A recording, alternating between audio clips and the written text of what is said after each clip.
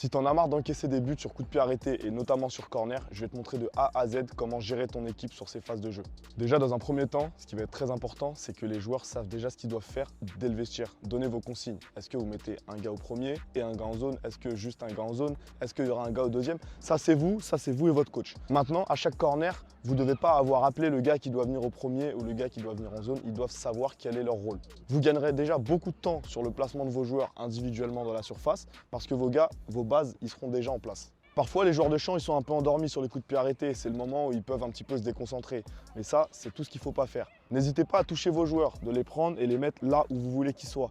Comme ça, au moins, ça les réveille et vous imposez votre autorité dans la surface. Marquez votre territoire par la voix, parlez très très fort, il faut que tout le monde vous entende. Et surtout, ce qui est très important aussi, c'est que votre équipe doit être en place avant l'équipe adverse. Et ensuite, prendre les joueurs. En général, ce qui est bien, c'est que vos joueurs, ils savent quel joueur prendre pendant tout le match. Si sur le premier corner, votre numéro 4, il doit prendre le numéro 5, et ben ça va être ça tout le match. Ça va permettre de faciliter le travail sur les prochains corners et les gars seront déjà en place. Ensuite, sur le positionnement, ne soyez pas en face du tireur et pas en face du jeu. Position 3/4, très important. Je tourne la tête, je vois ce qui se passe ici. Prise d'information et je vois ce qui se passe évidemment au niveau du tireur du coup de pied arrêté. Sur mes appuis, toujours droit. Ne vous mettez pas en crabe, ça ne sert à rien. Soyez droit. Si c'est rentrant, ne soyez pas trop ambitieux. Là, vous allez être trop et vous risquez le corner rentrant. Soyez légèrement plus bas, un pied à peu près au niveau de la ligne, un pied là en 3/4. Et si c'est sortant, vous pouvez jouer au bluff. Je pars là et je me replace ensuite un petit peu derrière. Là, je serai bien placé. Et si vous voulez la jouer plus classique, là, vous êtes très bien sur un corner sortant.